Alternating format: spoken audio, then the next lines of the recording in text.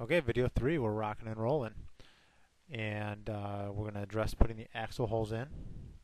So I'm going to create another sketch. We're going to put it on the side view here. You can hit Shift W. Oh, see, we're still working on the rear work plane 1 right here. So I need to pick this face, and I need to right click and put a new sketch down.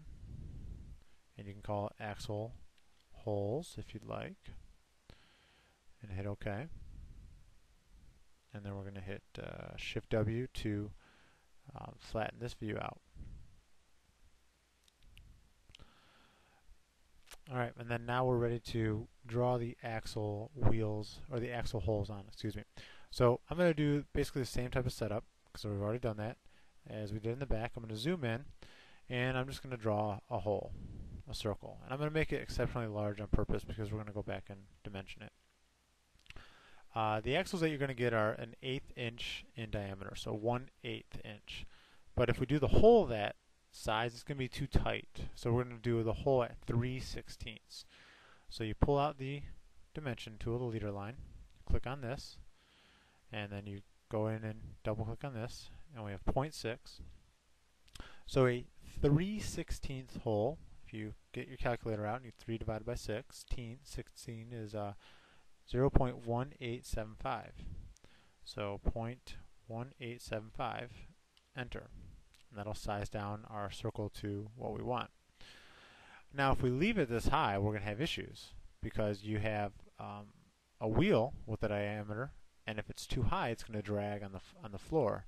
Plus you have the eye hook you have to be concerned about. That's going to add some additional distance below the car body. So we're going to click on the bottom, and we're going to click on the center of the circle like we did in the last video. And we're going to double click on the dimension.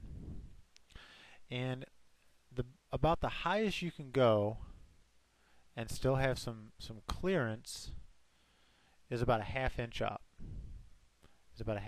But I don't recommend that. I recommend going about a 1/4 inch up. So I'm going to go 0.25, and I'm going to hit OK. And that's going to bring my axle hole down to an acceptable depth. So 0.25, when we get and you design your car, you can adjust it slightly, but let's just go with that as kind of like the stock height for a cutout for the axle hole. And then as far as placement goes left to right, I'll show you a new tool. You can click on the line tool in the upper right hand corner, and I can basically just click on this, and I can slide it left and right however I prefer. So if you want it to sit far back in your car, you can do that. If you want it to be a little bit more in, that's up to you. And you just release and let it go. So I'm going to hold down Shift, and I'm going to slide the car body over.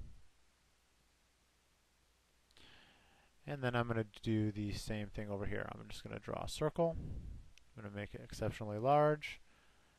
I'm going to click the dimension tool, and I'm going to pull a sizing dimension out for the circle. I'm going to double click on the dimension, actually triple click. And the size of the cut we're going to make is 3/16. In decimal form is 0.1875. So you hit OK. And then we need to reference the height. So we're going to go to the bottom line, and we're going to get the center of the circle, and we'll pull out a dimension. And for ease of use at this point, 0.25, so a 1/4 inch.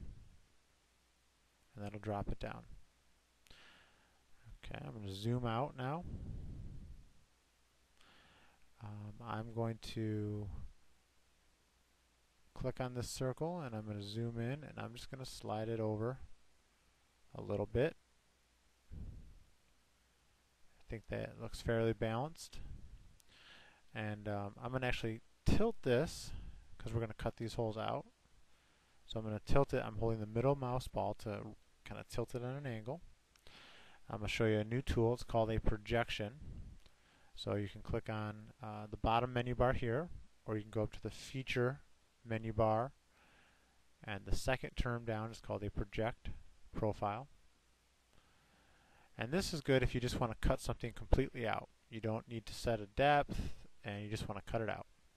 So I'm going to cut the axle holes clean through. So I'm going to subtract the material below the work plane and through to the next face. So all the way through. And then we just hit OK. And you can see we're in our